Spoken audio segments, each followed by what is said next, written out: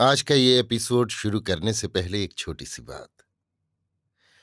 क्या आप भी अपना पॉडकास्ट बनाने की सोच रहे हैं? तो एंकर ट्राई कीजिए। ये पॉडकास्ट बनाने का सबसे आसान तरीका है। नंबर एक, ये फ्री है।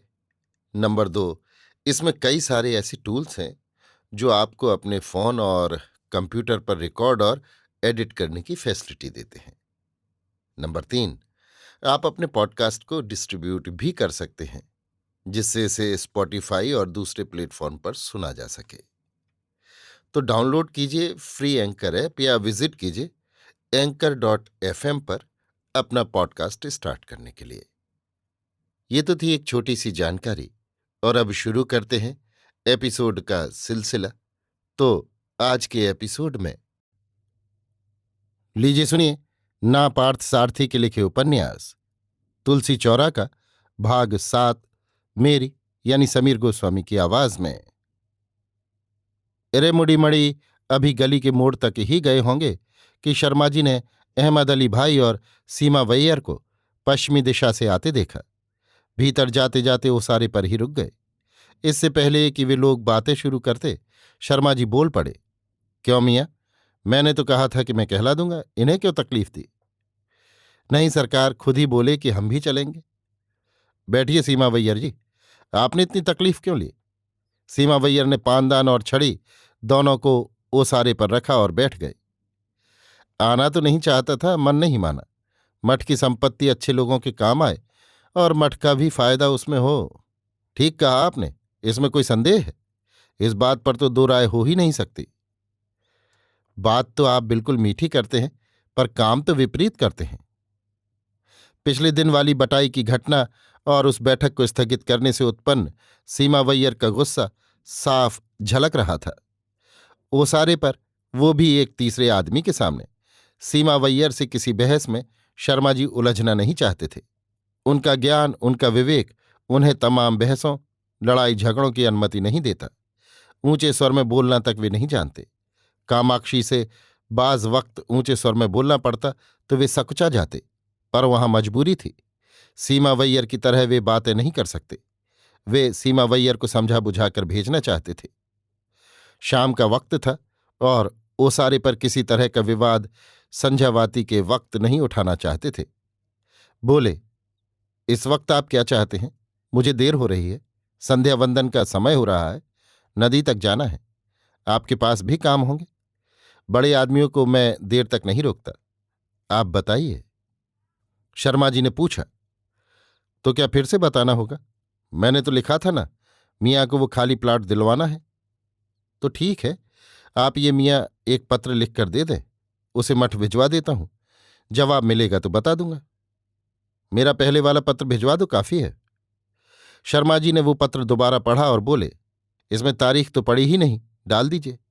उनकी ओर बढ़ाते हुए बोले, घर के भीतर से कोई संझवाती लिए आले पर रख गया। कमली थी ये, लगा एक स्वर्ण दीपक दूसरे दीपक को लिए चला आ रहा हो। सीमा वैयर और अहमद अली ने भी उसे देखा। ये कौन है? यहां आई हैं, यूरोपियन लगती हैं। हाँ, संध्या वंदन में देर हो रही है, आप तारीख डाल दीजिए। सीमा वैयर ने तारीख डालकर पत्र शर्मा जी को दे दिया। ठीक है, उत्तर आने पर मैं कहला दूंगा। वे हाथ जोड़कर उठ गए। सीमा वैयर और अहमद अली चले गए। शर्मा जी का ध्यान संजवाती लाती कमली पर ही केंद्रित था। संस्कृत काव्यों में कितनी बार पढ़ा है, स्वर्ण दीपक लिए दूसरा स्वर्ण दीपक चलता रहा। पर ये तो आज ही प्रत्यक्ष देखा। पर ये हुआ कैसे? क्या दिया वो खुद लाई थी या किसी ने उसे बताया था? अब तो सीमा वैयर को एक मुद्दा भी मिल गया है। वे ये अच्छी तरह जानते थे कि इस छोटे से गांव में रवि और कमली के आने की बात छिपा नहीं पाएंगे। बात तो यूं भी फैल ही गई है, पर इस गुंडे के सामने कमली ने ये क्या स्थिति पैदा कर दी? वे चिंतित हो उठे। सीमा वैयर को ये बात तो मालूम ही हो गई होगी कि उनके बेटे के साथ एक फ्रेंच युवती ठहरी है, पर कैसा नाटक किया यहां पर, जैसे पहली बार देख रहे हों। सीमा वैयर की इसी चालाकी पर तो उन्हें क्रोध आता है। मठ से संबंधित कागजात को बक्से में रखकर चौके में झांका तो गुत्थी अपने आप पहले सुलझ गई। डोसे के लिए आटा पीसती कामाक्षी ने पूछा, सुनिए, बाहर शायद कुछ लोग बैठे थे, मैंने पारू को आवाज लगाकर संजवाती रखाने को कहा था। रखाई कि नहीं? ढीठ हो गई है लौंडिया। 10 बार आवाज लगा चुकी हूं, जवाब देते नहीं बनता। बस 2 अक्षर क्या पढ़ जाती है, सिर चढ़ जाता है इनका। पारू कहाँ है? वो तो अभी लौटी नहीं। शर्मा जी ये वाक्य बोलते बोलते रुक गए। संजवाती रखी है आले में, तुम अपना काम करो, शर्मा जी ने कहा। कमली का नाम लेकर उसे किसी वाद विवाद में उलझाना नहीं चाहते थे। अच्छा हुआ कमली भी इस वक्त यहां नहीं थी, ऊपर थी शायद। रवि को अपने साथ ले जाना चाहते थे। 4 सीढ़ियां चढ़कर आवाज लगाई। वो तो अपने किसी दोस्त से मिलने गए हैं, कमली ने कहा। कोई काम है? बताइए, मैं कहिए देती हूं। कुछ नहीं बिटिया, तुम कुछ पढ़ रही थी ना, पढ़ो। शर्मा जी सीढ़ियां उतर आए। कमली को आप कहते कहते रुक गए। गांव की लड़कियों बहुओं को वे तुम कहकर ही संबोधित करते हैं। उसी उम्र की ही तो है। आप कहना अच्छा नहीं लगता। और फिर उनका मन कमली को गैर नहीं समझ पाया था। उसका सुंदर गंभीर व्यक्तित्व, भारतीय परंपरा के प्रति रुचि, उसकी जिज्ञासा और अपने विपुल ज्ञान से उसने शर्मा जी का मन जीत लिया था। कामाक्षी की आवाज पर खुद ही संझवाती चुपचाप जलाकर रख गई। उसका ये व्यवहार उन्हें बहुत संतोष दे गया। बस सीमा वैयर की उपस्थिति ही कुछ खटकने वाली बात रही, और फिर ऊपर से सीमा वैयर की कमली के प्रति जिज्ञासा। इरेमुड़ी मड़ी के जाते ही सीमा वैयर अहमद अली के साथ मठ के कारिंदे के उकसाने पर ही आए होंगे, ये शर्मा जी अच्छी तरह समझ गए। वो सीधा सीमा वैयर के पास गया होगा और पूरी बात कह सुनाई होगी। शर्मा जी को लगा कि सीमा वैयर सब कुछ जानकर भी अनजान बनने की कोशिश कर रहे थे। उस बात को उसी ढंग से इन्होंने संभाल लिया। सीमा वैयर के पत्र के साथ वे अपनी टिप्पणी भेज देंगे। किसी विरोध की गुंजाइश नहीं रह जाएगी। उनके पांडित्य और विवेक ने उन्हें इतना आत्मसंतोषी बना दिया था कि ईर्ष्या, द्वेष, झगड़ों से वे दूर ही रहना चाहते थे।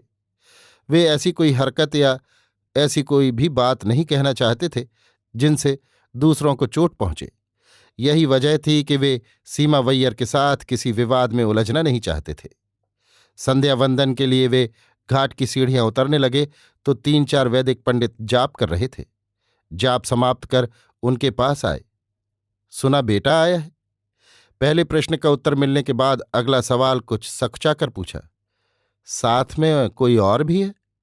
हाँ, शर्मा जी ने एक शब्द में उत्तर दिया।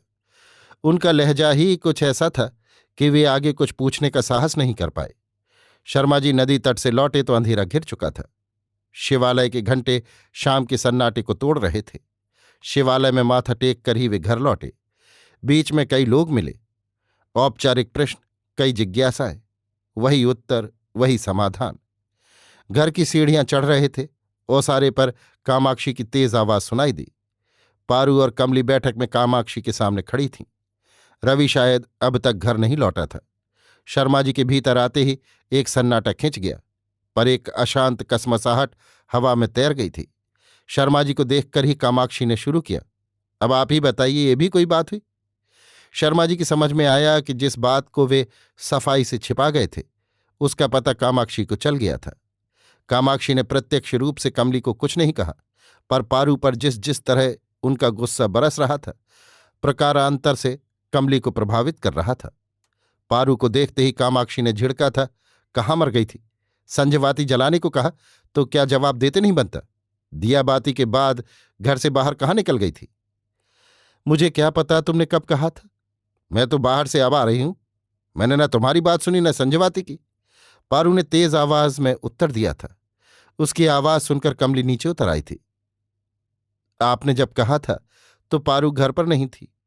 मैंने ही संजवाती की थी आज। कमली की बात को पारू ने ऊंची आवाज में कामाक्षी तक पहुंचाया। कामाक्षी इस पर पार्वती पर बरसने लगी, पर बातें कमली को तकलीफ देने वाली ही कही गई थीं। जहां घर की औरतें संजवाती करती हैं वहां लक्ष्मी का बास होता है। आने जाने वाले दिया बाती करते रहे और तू आवारागर्दी करती फिरे, क्यों? अम्मा की ये 2 टूक बातें पार्वती को अच्छी नहीं लगी। कमली के संवेदनशील मन को बात चुभ गई। तभी शर्मा जी लौट आए। आते ही वे बात समझ गए। जिस विवाद के समय से वे बात को छिपा गए थे वही विवाद उठ खड़ा हुआ। बेटे पर पूर्ण विश्वास के साथ समर्पित एक युवती हजारों मील दूर एक पराये देश में आई है। कामाक्षी ने उसे आहत कर दिया। शर्मा जी को बेहद दुख हुआ। ऐसी क्या अनहोनी हो गई है कि तुम चीखे जा रही हो?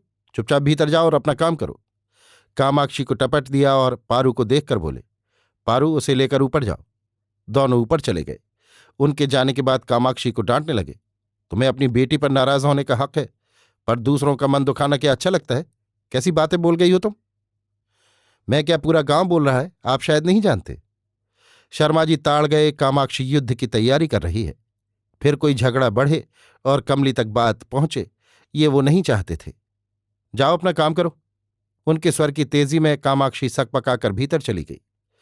देर सबेर जिस समस्या के उठने की प्रतीक्षा कर रहे थे वो अब सिर पर आ पहुंची। कामाक्षी तो अधूरी जानकारी पर ही भड़क उठी है। शर्मा को एक बात साफ समझ में आ गई कि अब डांट डपट कर इस समस्या को दबाया नहीं जा सकता। अभी तो कामाक्षी और कमली के बीच सास बहू का औपचारिक रिश्ता भी नहीं बना था, पर लगता है झगड़ा पहले उठ जाएगा। यही कारण था कि वे रवि से साफ साफ बातें कर लेना चाहते थे। रवि की योजना क्या है, वो क्या करना चाहता है, ये सब बातें वे साफ साफ कर लेना चाहते थे। अब बात और नहीं दबाई जा सकती। ये सच है कि बाहर दबाव अभी पड़ना शुरू नहीं हुआ, पर घर के भीतर की स्थितियां लगातार खिलाफ होने लगी थीं। सीमा वैयर का प्रश्न, घाट पर दूसरे पंडितों की जिज्ञासा, इनके सब के बारे में सोचने लगे। कुल मिलाकर ये बात जल्दी ही गांव में अफवाह बनकर फैलने वाली है। कामाक्षी की बातों के लिए कमली से क्षमा याचना कर लेना जरूरी लगा। ऊपर सीढ़ियां चढ़ने लगे कि कानों में दुर्गा स्तुति अमृत की तरह उतरने लगी। सर्वमंगल मांगले शिवे सर्वार्थ साधके शरण्ये त्र्यंबके देवी नारायणी नमोस्तुते। पार्वती बोल रही थी, कमली उसे दोहरा रही थी। कमली के उच्चारण में कहीं भी अटपटापन नहीं था। शर्मा जी के रोए खड़े हो गए। इतना साफ उच्चारण है इस लड़की का, और मूर्ख कामाक्षी इसी के लिए कह रही थी कि इसके दियाबाती करने से लक्ष्मी नहीं टिकेगी। कामाक्षी पर उन्हें क्रोध आया। शर्मा जी सीढ़ियों पर ही खड़े रहे। देश काल आचार संस्कृति जाति रंग, इन सब के आधार पर पूरी मानव जाति के बीच दरार पैदा करने वालों पर उन्हें क्रोध आया। ऊपर जाकर उनके एकांत को भंग करना क्या जरूरी है? उन्होंने सोचा, पर कामाक्षी की हरकत के लिए क्षमा याचना किए बगैर उन्हें चैन नहीं मिलेगा। उन्होंने कमरे में प्रवेश किया। कमली और पार्वती ने श्लोक पाठ रोक दिया और उठकर खड़ी हो गईं। कामाक्षी की उम्र हो गई, पर वो नहीं जानती कि किससे क्या कह रही है। मन में मैल मत रखना बेटी, भूल जाना इसे। कमली समझ गई कि बात उसको लक्ष्य कर कही जा रही है। उसके उत्तर की प्रतीक्षा किए बगैर ही वे तेजी से सीढ़ियां उतर गए। मन बहुत परेशान था। इससे तो अच्छा यही होता कि वेणु काका की सलाह पर कमली और रवि को उनके ही घर ठहराते। इससे क्या हुआ, ये शुभ कार्य अब कर डालेंगे। हालांकि इससे घर और बाहर समस्याएं पैदा होंगी। रवि के लौटने पर इस बारे में विस्तार से बातें करेंगे और एक निर्णय लेंगे। उन्हें एक ही बात का भय था, ऐसा न हो कि एक के बाद एक ऐसी घटनाएं घटती चली जाए कि कमली का फूल सा मन दुख जाए। कामाक्षी की बातों पर, उसके व्यवहार पर लगातार नजर रखना असंभव है। कमली पर उन्हें रह रहकर तरस आ रहा था। स्वच्छंद युवती को इस घर की रूढ़िवादी मान्यताओं के पिंजड़े में वे कैद नहीं करना चाहते। कमली और रवि के यहाँ आने के पहले जाने कितनी हिचकिचाहट थी, पर उसमें घृणा का अंश मात्र भी नहीं था। कमली के आने के बाद, उससे मिलने के बाद रही सही हिचकिचाहट भी कहीं गायब हो गई और उनके भीतर एक तरह का स्नेह भाव पनपने लगा था। उन्हें लगा ये देह का आकर्षण मात्र नहीं है, दोनों के आकर्षण की बुनियाद है, एक दूसरे की स्वभावगत विशेषताएं। रवि उसकी गोरी चमड़ी के प्रति आकर्षित होकर उसे मात्र अपनी दैहिक आवश्यकताओं की पूर्ति के लिए नहीं लाएगा। ये सचमुच गांधर्व संबंध है। रवि ने ठीक ही लिखा था। दोनों के समर्पण भाव और प्रेम के प्रति वे आश्वस्त थे। देह के अलावा विचारों का, संवेदनाओं का, बुद्धि का साम्य ही इस आकर्षण के बुनियादी कारण रहे होंगे। ये वो बखूबी समझ गए। कामाक्षी की तरह वे इनसे घृणा नहीं कर सकते। पूर्ण ज्ञान की उदारता जिसमें हो, वो ईर्ष्या घृणा आदि दुर्गुणों का दास नहीं हो सकता। जहां ईर्ष्या द्वेष जैसी ओछी भावनाएं हो, वहां पूर्ण ज्ञान नहीं होता। रवि लौट आया। शर्मा जी ने ओसारे पर ही उसे रोक कर कहा, मैं घाट जा रहा था तो तुम्हें बहुत पूछा, तुम मिले नहीं। मैं तुमसे अकेले में बात करना चाहता हूं। सुंदर रामन ने बुलवाया था, वहीं चला गया था। बातें यहीं करें कि घाट तक चलें? क्यों, यहीं पिछवाड़े में बगीचे में बैठकर बातें कर लेते हैं। चलो फिर। दोनों पिछवाड़े के कुएं के पास बनी सीमेंट के चबूतरे पर बैठ गए। बातें शुरू करने के पहले शर्मा जी ने भूमिका बांधी। कमली के बारे में कामाक्षी की शंकाएं, उसके प्रश्न, संजयवाती की घटना से उठा विवाद, सीमा वैयर का प्रश्न, घाट पर पंडितों की पूछताछ, एक एक कर बताते चले गए। बोलते बोलते एकाएक रुक गए। रवि की प्रतिक्रिया जानना चाहते थे। आप ठीक कह रहे हैं बाबूजी, ये तो मैं अपेक्षा कर ही रहा था। पर अब मुझे क्या करना होगा, ये तो बताइए। मुझे गलत मत समझना। तुम्हारा पत्र मिलने पर मेरे मन में जो क्षोभ उभरा था वो अब लेश मात्र भी नहीं रहा। कमली मुझे बहुत पसंद है। तुम्हारे प्यार में मैं कोई कमी नहीं पाता। पर तुम ये मत भूलना कि तुम्हारी माँ, घर, गांव सब इसके विपरीत है। आप इसे सही समझ रहे हैं, ये मेरा सौभाग्य है। मैं सही समझ रहा हूं वो ठीक है, पर यह मत भूलना कि मैं भी समाज के नियमों से मुक्त नहीं हूं। यही तो अपने देश की विडंबना है कि हमारे यहाँ के विद्वान बुद्धिजीवी भी कायर हैं। देखो बेटे, ज्ञान और सामाजिकता दोनों अलग बातें हैं। मैं ये अपने लिए नहीं कह रहा।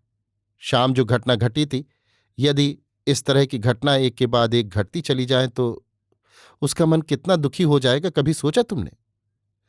तो बाबूजी, आप ही बताइए क्या किया जाए। ये तो 1 या 2 दिन की बात नहीं है। मैं इस बार 1 वर्ष के लीव में आया हूं। वो भारत के औपनिवेशिक फ्रेंच समाज पर और भारतीय संस्कृति की फ्रेंच संस्कृति पर पड़े प्रभाव पर शोध कार्य करने आई है। इस कार्य के लिए अमेरिकन फाउंडेशन उसकी मदद कर रहा है। वो भी साल भर यहीं रहेगी। मैं भी लगभग कुछ ऐसे ही असाइनमेंट पर आया हूं। हमारा मुख्यालय शंकर मंगलम रहेगा। मुझे कोई आपत्ति नहीं है। तुम साल भर यहां रहोगे, ये मेरे लिए खुशी की बात है। फिर आप चिंता किस बात की कर रहे हैं बाऊ? यही कि एकदम गंवार और दकियानूस औरत के आधिपत्य में तुम दोनों यहां रहकर काम कर सकोगे या नहीं। मेरी तो चिंता इसी बात की है कि इस घर में मेहमान की तरह जो आई है उसका मन दुखे। कमली मेहमान नहीं है बाऊ, वो इस घर की ही एक सदस्य है। शर्मा जी कुछ हिचके, फिर पूछ लिया। ठीक है, तुम कहते हो और मैं भी मान लेता हूं, पर तुम्हारी मां, उसे तो अभी पूरी बात नहीं मालूम है, पर 1000 शंकाएं हैं उसके दिमाग में। तुम्हारी मां के भय से ही एक बारगी सोचा था कि तुम दोनों को वेणु काका के घर ठहरा दूं। अब बात समझ में आई है बाऊ। आप यही पूछना चाहते हैं ना कि इस माहौल में हमारा यहां रहना संभव है या नहीं। तुम्हारे ठहरने के बारे में मुझे कोई चिंता नहीं है। ये घर तुम्हारा है और तुम्हारे माँ बाप और तुम्हारे बीच कोई झगड़ा होने से रहा। समस्या कमली की है। यदि तुम्हें आपत्ति न हो तो कमली को वेणु काका के घर ठहरा देंगे। वे लोग प्रगतिशील विचारों के हैं, इसलिए वहां कोई समस्या नहीं होगी। अगर ऐसा हुआ तो उसे अकेले वहां भेजते अच्छा नहीं लगेगा। मुझे भी साथ ही जाना होगा। उसके जाने से तो कुछ नहीं होगा। अगर तुम भी साथ चले गए तो अफवाहें फैलेंगी। मेरी तो राय यही है कि कमली भी यहीं ठहर जाए। अम्मा लाख समस्याएं पैदा करे, कमली उन्हें संभाल लेगी। ये तुम कह रहे हो, वो जाने क्या सोच रही होगी। इसमें कैसा दुराव छिपाओ। आइए मैं अभी पूछवा देता हूं। मैं क्या करूंगा वहां आकर, तुम ही पूछकर बता देना। नहीं, मैं एक खास मकसद से कह रहा हूं, तभी आप उसे समझ पाएंगे। शक की कोई गुंजाइश नहीं रहेगी। शर्मा जी हिचकिचाए। सोचिए मत बाबूजी, मेरे साथ चलिए। रवि उठ गया। शर्मा जी भी उसके पीछे चल दिए। वे लोग ऊपर पहुंचे तब भी दुर्गा स्तुति का पाठ चल रहा था। पारू, तुम नीचे जाओ बिटिया, हमें कुछ बातें करनी है। शर्मा जी ने उसे भिजवा दिया। रवि को पारू को इस तरह भिजवा देना अच्छा नहीं लगा। वो भी रह जाती बाबूजी, उसे क्यों भिजवा दिया? नहीं, वो बाद में आ जाएगी, तुम चुप रहो। रवि ने फिर इस संबंध में कुछ नहीं कहा। कमली उन्हें आते देख उठकर खड़ी हो गई थी। मैं कुछ पूछूंगा तो आपको लगेगा ये मेरे लिए जवाब दे रही है। आप खुद ही पूछकर देख लें, रवि ने कहा।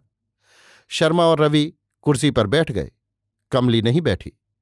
बैठो बिटिया, हम तुमसे कुछ बातें करना चाहते हैं। कब तक खड़ी रहोगी? मैं तुम्हारा लिहाज समझ रहा हूं। अब मैं कह रहा हूं, बैठ जाओ। कोई बात नहीं, खड़े रहने में मुझे कोई दिक्कत नहीं। तुम्हें होना हो, हमें तो है ना। नहीं, आप कहिए तो। मेरी बातों का साफ जवाब देना बिटिया, आभार मानूंगा। मैंने तो रवि से कहा था कि तुमसे पूछकर जवाब दे। पर उसने तो मुझे ही सामने लाकर खड़ा कर दिया। क्यों बिटिया, संजवाती वाली घटना पर कामाक्षी पारू को डांट रही थी, तुम्हें बुरा तो नहीं लगा? तो मुझे साफ साफ बताना बिटिया। इसमें बुरा मानने की क्या बात है? उन्होंने पारू को डांटा, मैं कैसे मना करूं? अगर वे पारू को नहीं मुझे ही बुलवा कर डांट देती तब भी बुरा नहीं मानती। मुझे तो इसी बात का बुरा लगता है कि वह अधिकारपूर्ण मुझे क्यों नहीं डांटती। इस बात का बुरा नहीं लगता कि क्यों डांट रही हैं। यदि रवि की मां मुझे सीधे डांट देती तो मैं बहुत खुश होती। शर्मा जी ने ऐसे विनम्र उत्तर की अपेक्षा नहीं की थी। एक क्षण मौन रहकर फिर पूछ लिया, मैंने सुना है तुम्हें साल भर से ऊपर यहीं रहना है। सुनकर अच्छा लगा। इस घर की असुविधाओं में रह जाओगी? रह सको तो यहां आराम से रह लो, वरना तुम लोगों के लिए पास ही मैं कोई दूसरा इंतजाम किए देता हूं। यहां मुझे कोई असुविधा नहीं है। घर हो तो दोनों ही बातें होंगी। केवल असुविधाओं से भरा घर या केवल सुविधाओं से भरा घर ढूंढने पर भी नहीं मिलेगा। ऐसी बात नहीं है बिटिया। अगर मन न मिले तो रोज रोज की झिकझिक लगी रहेगी, फिर बाकी कामों के लिए वक्त कहाँ मिलेगा? मुझे आपकी बात सुनकर आश्चर्य होता है। अभी तक तो मेरी वजह से कोई बात नहीं हुई। मैं तो इसी घर में रहना चाहती हूं। कामाक्षी काकी को कई अर्थों में अपना गुरु माना है। उनसे कितना कुछ सीखना है मुझे। पर यदि तुम्हें शिष्या के रूप में वे ना स्वीकारें तो क्या एकलव्य ने शिष्यत्व ग्रहण करने के पहले द्रोण की अनुमति ली थी? श्रद्धा और भक्ति भाव हो तो बहुत कुछ सीखा जा सकता है। तो फिर तुम उससे अधिक सुविधाजनक स्थान में रहना नहीं चाहती? नहीं, आपके यहां कहावत भी तो है, जहां राम है वहीं अयोध्या है। मैं तो सुविधाओं में रहते उकता गई हूं। पूर्वी संस्कृति में उसकी पकड़, उसका गहन अध्ययन उसकी बातों से साफ झलक रहा था। बोले, तो ठीक है, इस तरह के सवालों से तुम्हें कोई चोट पहुंची हो तो बुरा मत मानना बेटे। हमारे जाने अनजाने में तुम्हें कोई तकलीफ हो या असुविधा पहुंचे तो उसे भूल जाना। बस मैं तो सिर्फ इतना चाहता था कि तुम्हें यहां किसी तरह की तकलीफ न हो। आप रवि के पिता हैं, विद्वान हैं, भारतीय संस्कृति की पूर्णता को समझते हैं। आपको मैं कतई गलत नहीं समझूंगी। ईश्वर करे ऐसी परिस्थिति कभी ना आए। रवि ने उन्हें देखा, मानो पूछ रहा हो, अब तो आपको तसल्ली हो गई होगी। ठीक है, मैं पारू को भिजवाता हूं। शर्मा जी उतरने लगे। आप चलिए बाऊ, मैं अभी आया। रवि बोला, आराम से आना, जल्दी नहीं है। शर्मा जी ने उतरते हुए कहा। उन्हें एहसास हो गया इस युवती की संस्कृति के प्रति गहरी श्रद्धा है और वो तमाम असुविधाओं के साथ जीने का साहस रखती है। अब उससे ये पूछना कि वो वेणु काका के साथ ठहरेगी या नहीं मूर्खता भरा प्रश्न था। रवि ने कमली के विषय में जो कुछ भी कहा था वो 100% सही है। कामाक्षी की हरकतों के प्रति ही वे भयभीत थे। अब उन्हें विश्वास हो गया कि कमली इन हरकतों से प्रभावित नहीं होगी। संजवाती वाली बात को लेकर कहीं कमली रवि से कुछ कहना बैठे, उसका खटका उन्हें था। पर कमली ने साफ जता दिया कि उसके मन में इस बात को लेकर कोई मैल नहीं है। कामाक्षी के प्रति उसकी श्रद्धा में रत्ती भर भी फर्क नहीं आया है। कमली की ओर से समस्याएं भले ही ना उठें, पर कामाक्षी की ओर से या फिर इस गांव वालों की ओर से समस्या उठ सकती है, इसका भय उन्हें था। रवि नीचे आ गया। बाप बेटे ने इस विषय पर फिर से कोई बातचीत नहीं की। अगले दिन वेणु काका से गाड़ी लेकर रवि और कमली पांडिचेरी, कारिक्काल आदि स्थानों के लिए निकले। साथ में किसी ड्राइवर को ले जाने पर काका ने जोर दिया, नहीं काका, हम दोनों ही ड्राइविंग जानते हैं, कोई खराबी आ जाए तो संभाल लेंगे। हालांकि वे सप्ताह भर के लिए गए थे। घर उन्हें लौटने में 10 दिन लग गए। 10 दिनों तक घर सूना पड़ा रहा। वे लोग जिस समय घर लौटे, कामाक्षी बैठक में बैठी हुई वीणा में राग तोड़ी बजा रही थी। भीतर प्रवेश करते ही कमली खड़ी की खड़ी रह गई। साक्षात सरस्वती की तरह लग रही थीं वे। राग की वर्षा में पूरा घर भीग उठा था। कमली के लिए ये अनिर्वचनीय अनुभव था। वीणा बजाती कामाक्षी के चेहरे की अपूर्व आभा को ठगी सी देखती रह गई। क्या हुआ बेटी, अभी लौटी हो? यहां क्यों खड़ी रह गई? शर्मा जी के प्रश्न ने उसे यथार्थ में ला पटका। रवि अटैची लिए भीतर आ गया।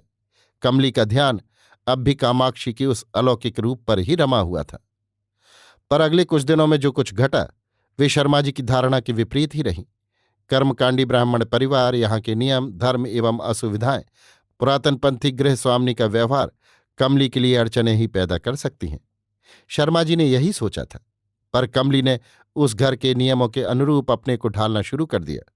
पूरे समर्पण भाव के साथ उसने अपने को इस घर की परंपराओं के अनुकूल ढाल लिया। घर के अन्य सदस्यों को अपनी इच्छा के अनुरूप बदलने की कोशिश नहीं की।